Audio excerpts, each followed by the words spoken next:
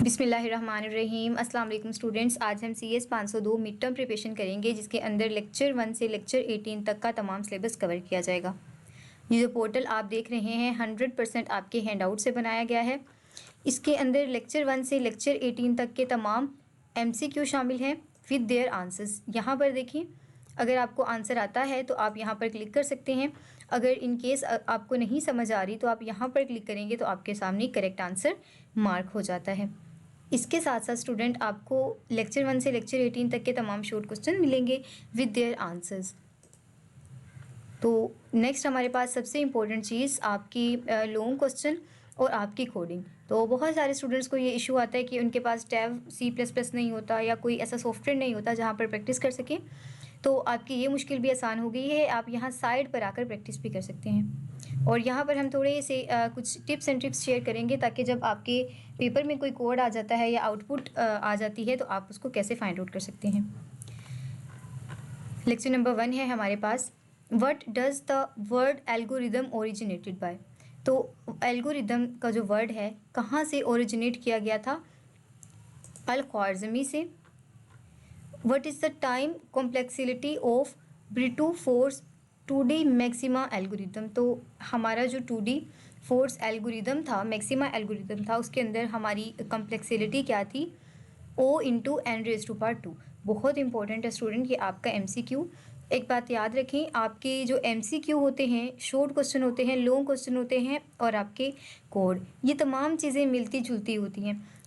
जिस आप MCQ को कर रहे होते हैं, कोशिश किया करें उसके रिलेटेड नीचे वाला कंसेप्ट भी पढ़ा करें और उसको याद भी किया करें, लिख कर देखा करें, ताकि आपका अगर लॉन्ग में कुछ आ जाता है तभी आपका कवर हो जाए और शॉर्ट भी। Which approach solve the 2D maxima problem in O × log n log n। तो हमारी कौन सी प्रॉब्लम को ये सॉल्व करता है? प्लेन स्वैप को सॉल्व करता है। Plane swap algorithm sorts the point and then swap through them O × n times. An algorithm must have which of the following properties. तो एल्गोरिदम्स की कौन कौन सी प्रॉपर्टीज़ होती हैं? Fitness, definitions,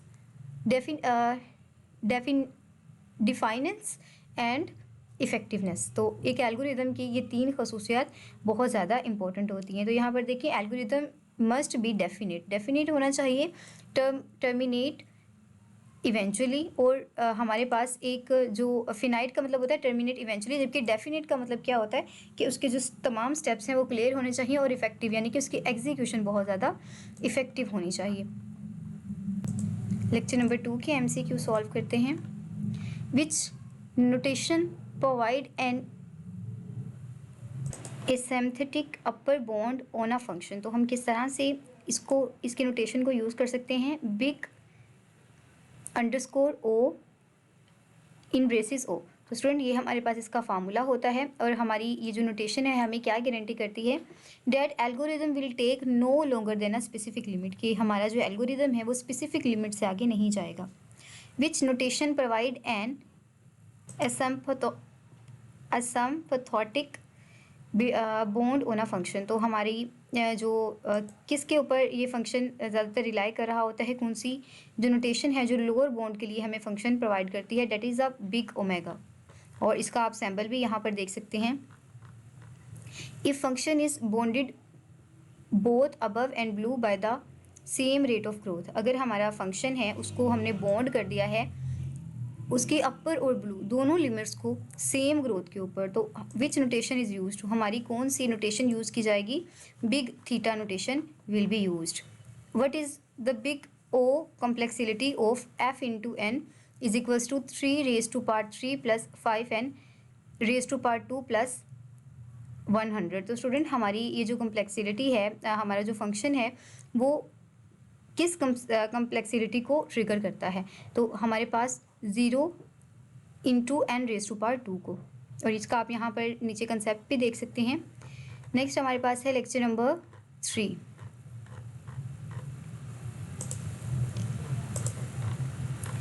the divide and conquer strategy consist of 3 steps. Divide और conquer strategy के अंदर जो 3 स्टेप्स होते हैं, divide, conquer and combine. Third step हमारा कंबाइन होता है। Merge sort operates on the principle of, हमारी जो मर्ज सोर्ट ऑपरेटर होता है उन किस प्रिंसिपल के ऊपर काम करता है। तो स्टूडेंट ये देखें, ये डिवाइड और कॉन्कर रूल के ऊपर डिपेंड करता है। देखिए अभी मैंने ये जो ऑटो सॉल्व था, ये वाला बटन प्रेस नहीं किया था, मैंने ऐसे रेंडमली ही प्रेस किया, तो मैंने एक गलत मार्क किया था, लेकिन मेरे सॉफ्टवेयर ने मुझे बता दिया कि आपका करेक्ट आंसर क्या है। तो यही इस सॉफ्टवेयर की सबसे ज़्यादा बेस्ट बात है। What is the time complexity of the merge step into merge sort. तो अगर टाइम कम्प्लेक्सिटी हमारे पास आती है मर्ज स्टेप इनटू मर्ज सोर्ट, तो हमारा कौन सा फार्मूला यूज़ होता है, 0 × n। What is the recurrence relation of merge sort. तो रीअक्रेंस रिलेशन मर्ज सोर्ट का क्या है, t × n is equals to 2t n divided by 2 + o × n। इस सॉफ्टवेयर के अंदर मैंने 4 MCQs डाले हैं। जो स्टूडेंट्स इस सॉफ्टवेयर को बाय करते हैं उनको हर लेक्चर के 10 यूनिक MCQ दिए जाते हैं ताकि मैक्सिमम सॉल्व कर सकें। वीडियो की लेंथ लंबी हो जाती है, वरना यहाँ पर भी मैं आपको 10-10 MCQ सॉल्व करवाती। In master algorithm, in master theorem, t × n is equals to AT n divided b + f × n। तो हमारे पास ये जो फार्मूला होता है मास्टर थ्योरम का, सबसे पहले तो आपने मास्टर थ्योरम का फार्मूला याद करना है, पेपर में आपसे पूछा जा सकता है। तो उसके अंदर जो हमारा ए है वो किस चीज़ को प्रेजेंट करता है, हमारी नंबर ऑफ सब प्रॉब्लम्स को प्रेजेंट करता है। In master theorem t × n is equals to AT n divided by b। तो हमारा वही जो मास्टर थ्योरम है उसके अंदर b किसको प्रेजेंट कर रहा होता है, the factor by which problem size is divided. Solve t × n is equals to 2t n divides 2 + o × n using the master theorem. तो जब हम इसको सॉल्व करते हैं सिंपली, इसकी सिंप्लीफिकेशन जो फॉर्म आती है वो हमारे पास क्या है, 0 × n log n। तो ये आपने याद कर लेना है। Solve t × n is equals to t, हमारा वही जो बाइनरी रिसर्च का थ्योरम है। तो बाइनरी सर्च को हम मास्टर एल्गोरिदम को यूज़ करते हुए किस तरह से सॉल्व कर सकते हैं। तो स्टूडेंट 0 × log n के फार्मूले से इसको सॉल्व किया जा सकता है। लेक्चर नंबर 5 की तरफ चलते हैं हम। The selection problem aim to find, जो हमारी सिलेक्शन प्रॉब्लम है उसके थ्रू हम क्या फाइंड कर सकते हैं, हम kth स्मॉलेस्ट एलिमेंट को फाइंड आउट कर सकते हैं। What is the expand running time of quick select. तो क्विक सिलेक्ट का जो हमारे पास रनिंग टाइम होता है वो हमारे पास होता है 0 × n। ये चीज़ काफ़ी आपको कंफ्यूज करेगी स्टूडेंट, आपने इनको अच्छे से कवर करना है। अभी तो खैर हम MCQ कर रहे हैं, शॉर्ट और लॉन्ग के अंदर ये चीज़ें कवर हो जाएंगी इंशाल्लाह। In worst case linear time selection algorithm element are divided into groups. कितने ग्रुप्स के अंदर हम इसको डिवाइड करते हैं, तो हम 5 ग्रुप्स के अंदर इसको डिवाइड करते हैं। किसको डिवाइड करते हैं students, worst case linear time selection algorithm को के एलिमेंट्स को। What is the worst case time complexity of standard quick select without median of the medians. तो जब हम वर्स्ट केस की कम्प्लेक्सिटी के स्टैंडर्ड को क्विकली सिलेक्ट करते हैं विदाउट किसके, विदाउट मीडियन ऑफ मीडियंस, तो हमारा फार्मूला क्या होता है, o × n⁻²। यहाँ पर देख सकते हैं, if pivot chosen is consistently the maximum और minimum element it degrades to n × 0 × n⁻²। Lecture number 6 है हमारे पास, quick sort is based on which paradigm. तो हमारा जो क्विक सॉर्ट है वो किसके ऊपर रिलाई कर रहा होता है, तो याद रखना है student, divide and conquer rule paradigm के ऊपर हमारा क्विक सॉर्ट बेस्ड करता है।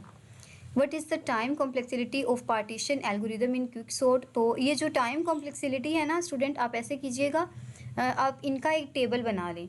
एक साइड पर आप इसका फार्मूला लिखें, दूसरे साइड पर आप इसकी टर्म लिखें, और लास्ट पर आप ये करें कि ऐसी तमाम टर्म्स, जैसे आपकी पार्टीशन एल्गोरिदम हो गई, आपकी जो क्विक बेस्ड हमने पढ़ा, तो जिनका सेम आता है ना, जैसे अब मैक्सिमम कोई 5 से 7 तो ऐसी टर्म्स है जिनका o × n ही आता है, तो उनको आप कंबाइन कर लें और उनके नाम याद कर लें, और उसके साथ ये याद करें कि इसका फार्मूला क्या है। इसी तरह 3-3 4-4 सेट बनाएं और ऑलमोस्ट 4 सेट के अंदर ये आपके तमाम MCQ सॉल्व हो जाएंगे। बस आपने वो सेट याद कर लेने हैं और उसके रिस्पेक्ट से उनका फार्मूला। तो इंशाल्लाह ये चीज़ें आपकी बहुत क्विकली हो जाएंगी, बिल्कुल भी कन्फ्यूजन नहीं होगी। Does quick sort sorts the array in place? तो क्या ये array in place sort out करती है? तो yes. Unlike merge sort, quick sort doesn't require an axillary array of size 0 into n, it sorts in place. तो ये जो होती है हमारी सॉर्ट कर देती है इन प्लेस। लेक्चर नंबर 7 है हमारे पास, what is the worst case time complexity of quick sort. Again वही चीज़ आ गई है स्टूडेंट आपकी कि 0 into n होती है हमारे पास। What is the average case time complexity of a quick sort. तो एवरेज हमारे पास कम्प्लेक्सिटी क्या होती है? 0 into n log n। To avoid the worst case in quick sort on sorted data what technique is use. तो हम कौन सी technique को यूज़ कर सकते हैं? हम रेंडमाइज पिवट सिलेक्शन को यूज़ कर सकते हैं। इफ़ पार्टीशन स्प्लिट्स, अगर हम पार्टीशंस को स्प्लिट कर दें array into size n-1 and 0 constantly the recurrence. तो हमारे पास रीअकरेंस का फार्मूला क्या होगा? n into n is equals to n into n-1 plus o into n। Next हमारा लेक्चर नंबर 8 है। A comparion based sorting algorithm has a worst case lower of the bound। तो lower of the bound हमारे पास क्या है? quotient n log n। Which of the following sorting algorithm is not a comparion based? तो ऐसा कौन सा हमारे पास comparion based होता है? अब यहाँ पर 2 MCQ कवर हुए हैं। एक तो ये कि कौन सा नहीं है, तो अब ये नहीं है तो बाकी जो तमाम हैं वो आपके पास क्या है? वो sorting algorithm में। तो याद कर लें कि merge sort, quick sort and heap sort are the sorting algorithms and counting sort is not a algorithm। Counting sort require the input element to be integrate in small known range 0 to k। A sorting algorithm is stable। अगर एक जो sorting algorithm है वो कब stable होता है? if equal element retain their relatives input order।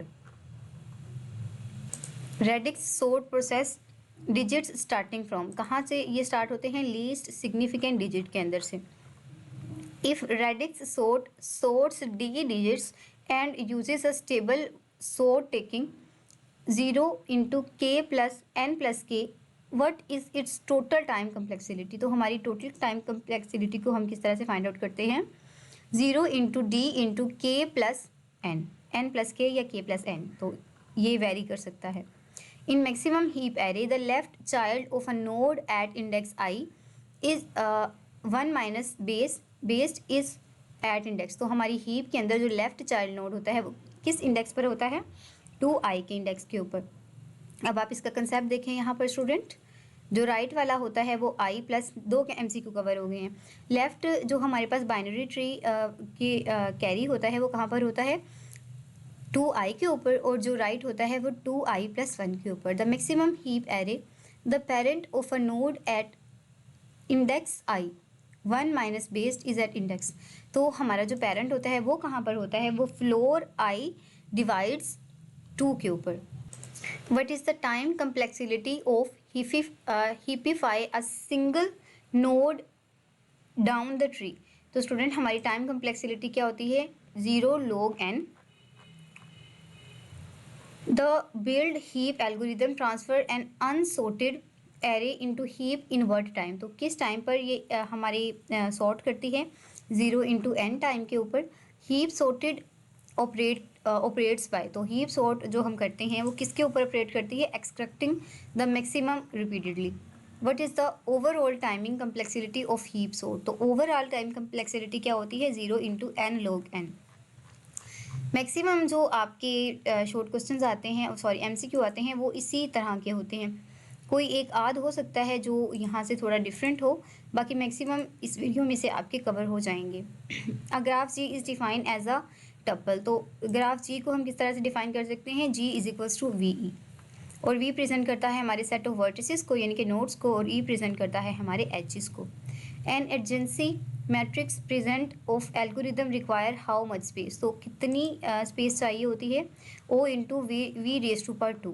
और इसके अंदर हमारा जो v cross v 2D array use होता है, जो हमारे पास v इंटू वही है ना कि OV/2 यानी कि हमारे 2D के दो एजेस को लेता है memory regardless of how many edges exist. तो मेमोरी को इस चीज़ की कोई परवाह नहीं होती कि कितने एजेस एग्जिस्ट करते हैं। For a square graph which presentation is more memory efficient, तो एडजेंसी लिस्ट हमारे पास मोर एफिशिएंट होती है। In direct graph the sum of in degree of all vertices is equal, तो सम ऑफ ऑल डिग्री किसके equal है? Number of edges mod of E. Lecture number 12,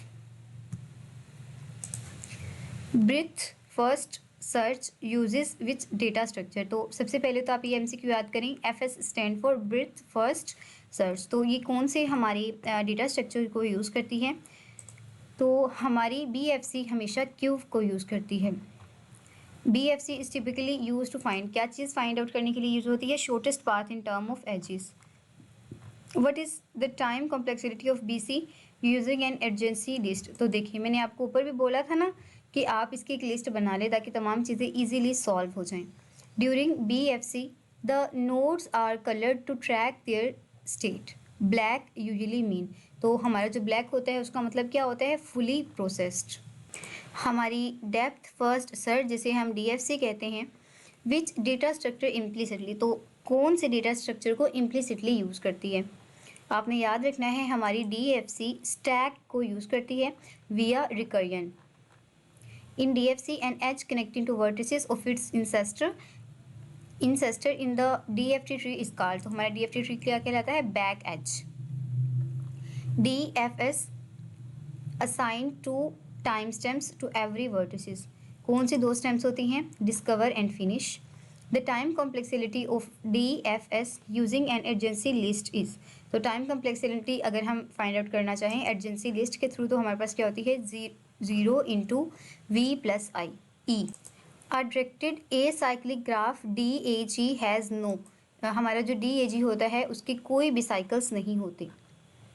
topological sort can only be performed on, topological जो sort होती है उसको हम कहाँ पर परफॉर्म कर सकते हैं? हम उसे डायरेक्टेड एसाइक्लिक ग्राफ के ऊपर परफॉर्म कर सकते हैं। और डायरेक्टेड एसाइक्लिक ग्राफ की जो शॉर्ट फॉर्म है वो क्या है? DAGS या DAGS। तो ये MCQ पेपर में आ सकता है। To perform topological sort using DFS you should sort vertices by their finish time descending. What is an application of topological sort? Topological sort की application क्या है? Task scheduling, resolving dependencies। अच्छा student, कहीं पर मैं नाम भी बताऊं कि मैं कौन सा चैप्टर कर रही हूँ, तो ये देखिए ना नीचे ही मेंशन होता है, तो आप यहाँ पर देख सकते हैं। लेक्चर नंबर 15 है हमारे पास, what is the strongly connected components, जिसे हम SCC भी कहते हैं। तो हमारे स्ट्रॉन्गली कनेक्टेड कंपोनेंट कौन से होते हैं? Maximum set of vertices where every vertex can reach every other vertices. The standard algorithm to find SCCS require how many phase of DFs? तो कितने phases को ये यूज़ करता है? 2 phases को। What is the transpose of graph G? G का जो हमारे पास ट्रांसपोज है वो क्या होता है? A graph where direction of every edge is reserved.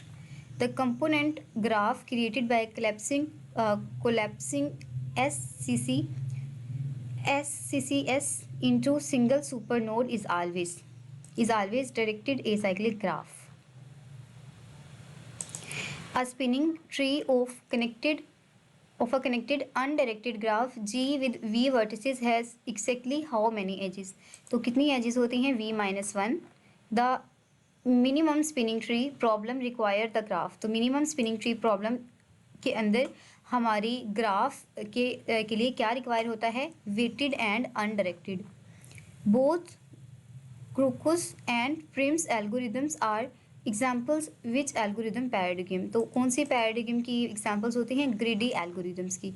A cut in edge in a graph partition the vertices into 2 disjoint sets. तो नीचे आप इसका जो गोल्डन कंसेप्ट है ना, इसको ज़रूर देखा करें। स्टूडेंट, ज़रूरी नहीं है कि हर चीज़ जो है हम बाय ही करें। आपको ये जो सॉफ्टवेयर मैं दिखा रही हूँ एग्जैक्टली वैसा ही है जैसा आपके सामने है। तो अगर आप इस वीडियो को पॉज कर करके ध्यान से अपनी कॉपी पेंसिल पर नोट करके भी करेंगे ना, तो इंशाल्लाह आपके ये MCQ सॉल्व हो जाएंगे। और दूसरी बात कि मैक्सिमम स्टूडेंट तो वो होते हैं ना जिन्होंने लेक्चर लिया होता है, पहले लेक्चर्स वॉच किए होते हैं, फिर पढ़ रहे होते हैं। तो ऐसे स्टूडेंट जिन्होंने तो कभी खोली नहीं है बुक, फिर उनको पोर्टल की तरफ जाना चाहिए। उनको मैं सजेस्ट करती हूँ, ताकि वो एक एक चीज़ को बहुत अच्छे तरीके से पढ़ सकें।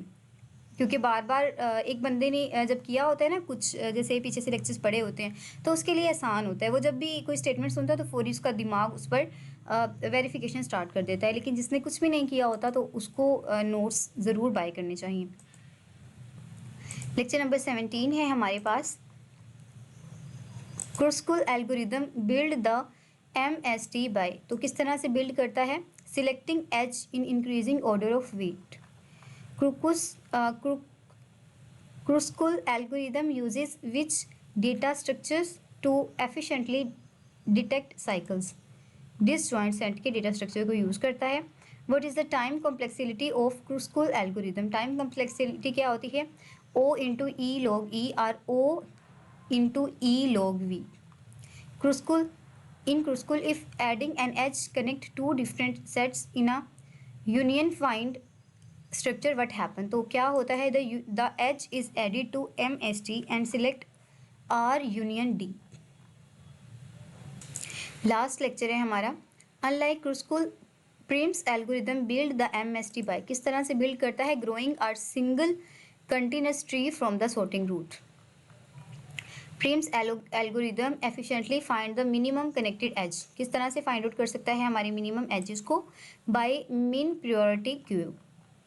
Which of the what is the time complexity of Prim's algorithm using a standard binary min heap? तो हमारे पास क्या होता है? E into O into E log V। Dijkstra algorithm solves, तो कौन सी प्रॉब्लम को सॉल्व करता है? सिंगल सोर्स शॉर्टेस्ट पाथ को। तो होप सो स्टूडेंट आपको वीडियो अच्छी लगी होगी। वीडियो अच्छी लगी हो तो चैनल को सब्सक्राइब ज़रूर कीजिएगा, लाइक ज़रूर कीजिएगा, और अगर आपके लिए ये हेल्पफुल रही हो थोड़ी सी भी, तो एक प्यारा सा कमेंट भी ज़रूर कीजिएगा। मिलते हैं नेक्स्ट पार्ट में। अपना और अपने प्यारों का बहुत ख्याल रखें। फ़ी अमानिल्लाह।